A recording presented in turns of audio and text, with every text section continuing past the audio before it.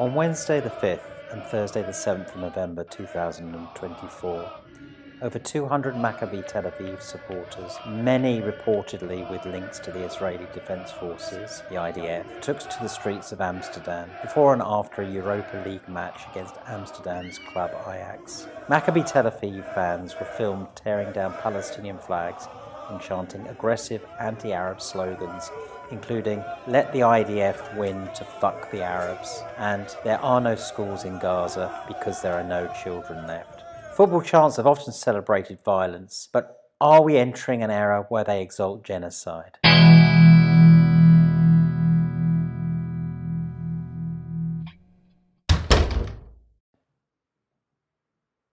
never liked football.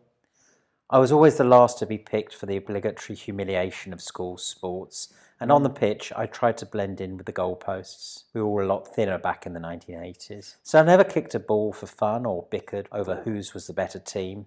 For me it was like arguing whether up was better than down. Football existed sideways to my reality. Then I met someone who was a huge Liverpool Football Club fan, and in the spirit of give and take, I read Fever Pitch by Nick Hornby. We even went to a few games together, and there I tried to appreciate the skills of the beautiful game. But like everything that has a fanatical following, 95% of association football is dull, plodding manure. Now, don't get me wrong, I've seen some really incredible physics-defying moves in soccer, but overall, they're about as common as a dog that cleans up after itself. So the play on the pitch didn't exactly inspire me, but what did impress me, what really impressed me, was the hate. The sheer vitriol ejected from the gobs of the in-real-life fandom was astounding, and its verve, inventiveness and agility outshone anything that was happening on the field. People were hurling curses, jeering at individual players, chanting their displeasure with the ref, and singing hilariously filthy songs. A lot of chanting, singing and jeering at football matches is absolutely harmless. In fact, the vast majority of it. But some of it can be incredibly racist, misogynist or queerphobic. Some of these actually threaten physical violence, and not just against players, managers and fans, but sometimes against whole communities. And some go that one step further and actually exalt genocide. The mirth ribbing and, yes, outright hate you see from football fans can be a very personalised nature, directed at a particular player or the referee. Or it could be towards rival fans, the team, or even its management. They can be funny, they can be cruel, and they can sometimes come close to being death threats. Threatening extreme physical violence at sporting events is probably as old as spectatordom itself. For centuries, supporters of Roman charioteers had two main groupings, the blues and the greens. There would be extreme violence between the two sometimes. And, of course, there were chants. Set alight, not a green left in sight. And of course, that would be followed by one group or the other trying to burn down the town. Here's a nice summary of the charioteer rivalry from Wikipedia. The Blues and Greens were two of the factions in chariot racing were supported by the populace in huge numbers. Along with their less celebrated rivals, the Reds and Whites, they provoked violent passions and the occasional riot in a tradition stretching from the late Republic until the 12th century AD. So that's from about 100 years before the birth of Christ to over a millennium later on. Fights were regular occurrences, and spectators would curse rival charioteers. And when we say cursed, we're not just talking about turning the air blue or effing and jeffing. These are the sort of curses that you needed a fully licensed necromancer for. Here's one such curse that archaeologists dug up last week. I call upon you, O demon, whoever you are, to ask that from this hour, from this day, from this moment, you torture and kill the horses of the green and white factions, and that you kill and crush completely the drivers Calris, Felix, Primulus, and Romanus, and that you leave not a breath in their bodies.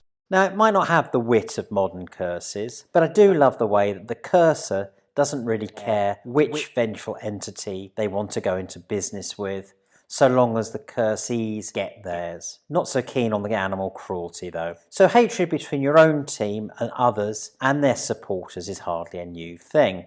And neither is hatred whipped up in football games by fans towards communities beyond the stadium gates. In the UK, cities often have major teams that split the town along sectarian lines. Usually there's a team with its roots in the Protestant community and another which is more Catholic leaning. Of course, this is a massive oversimplification. Let's have a look at the Scottish city of Glasgow, for example. There are two major teams, Rangers and Celtic, which reflect the different confessional communities. One study showed that 74% of Celtic supporters identify themselves as Catholic, whereas only 10% identify as Protestant. For Rangers fans, the figures are 2% and 65% respectively. So there's clearly a split between the two communities. During games, that split can manifest itself in sectarian chanting. "We hate Catholics" is one of the least imaginative of the sectarian chants, followed by "fuck the Pope and the Virgin Mary." "The famine is over," however, is a lot more creative but no less offensive, not least for hijacking the tune to "The Sloop John B." It's an anti-Irish song that was made popular mainly with Scottish football fans and Ulster loyalists and originated in the mid-2000s. Now, you may have noticed that so far I've just listed a bunch of anti-Catholic ditties and none bashing Protestants. That's not because I have a particular prejudice one way or another, it's just I really haven't been able to find any really anti-Protestant chants or songs online. There are songs which big up Catholic and Irish identity and culture that are sung by Celtic fans, and there have been instances of fans chanting "Up the Ra" and other songs and chants which glorify the IRA, and that could definitely be considered offensive to many people after the Provos blew up pubs and other civilian targets in their war against the UK state. But I couldn't easily find anything that was purely hatred for Protestants, and it's the hate that I'm interested in this essay. Anyway, back to "The Famine is Over." This is referencing Ireland's Great Famine of the 1940s, in which many people died and tens of thousands of starving Irish emigrated to Scotland. The lyrics suggest to Celtic fans of Irish heritage that the famine is over, so why don't you go back home? Now, while that's deeply unpleasant, it's not celebrating any current violence against an ethnic or religious group. But you'll not be surprised to learn, over 100 years ago, some football fans sang this charming song exalting a notorious sectarian street gang. "Hello, hello, we are the Billy Boys. Hello, hello, you'll know us by our noise. We're up to our knees in Fenian blood. Surrender or you'll die, for we are the Brigton Billy Boys." The song itself was a celebration of anti-Catholic and anti-Irish violence. Now, I'm not trying to imply that the Billy Boys were in any position to ethnically cleanse the UK of Irish immigrants and their descendants, but the genocidal desire to eliminate an ethnic group, in whole or in part, is definitely expressed in this chants. What's more, the Billy Boys were only armed with their fists and razors. At their peak in the late 1920s, they numbered just 800. Now, while that made them the largest gang in the UK, it didn't make them a serious force in the ethnic cleansing of Catholics. Racism is, unfortunately, still a massive problem. Of course, it's not limited to communities with Irish roots. Non-white players have been abused since the very first black players made their appearance in British football in the 1930s. North London club Tottenham Hotspur also still falls victim to both religious and racial hatred from some rival fans. Although perhaps only 5% of its supporters are Jewish, the club has had strong enough links to the Jewish community to attract anti-Semitic hatred, including some particularly vile chants referencing the Holocaust. A more recent but smaller genocide has also been celebrated by fans in the former Yugoslavia.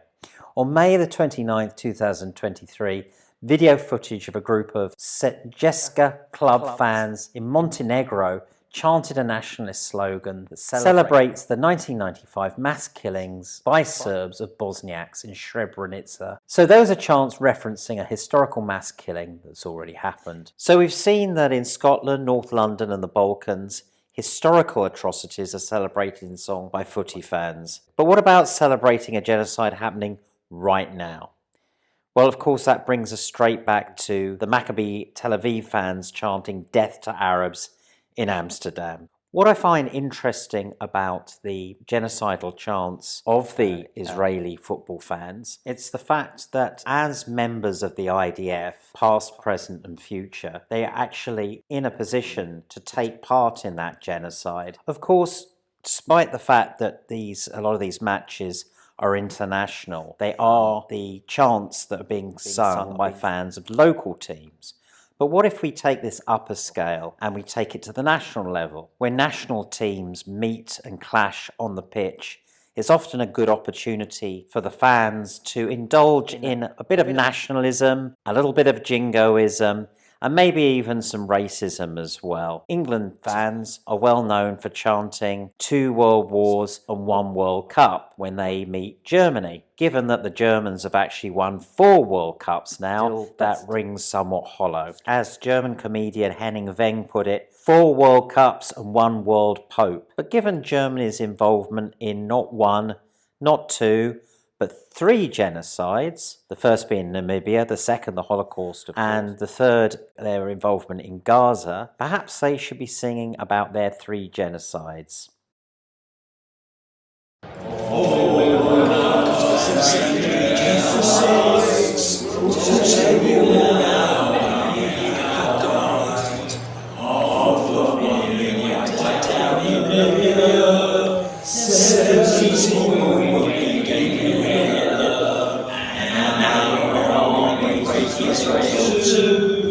To kill Palestinians and make up for the Jews.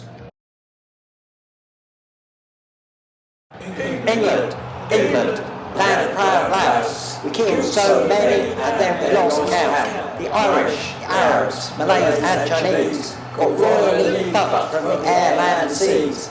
Indians, Kenyans and even the Dutch. We bombed and we starved till the bodies piled up. Our glory's not over, we'll do for more shit, but not on our own because we're America's bitch.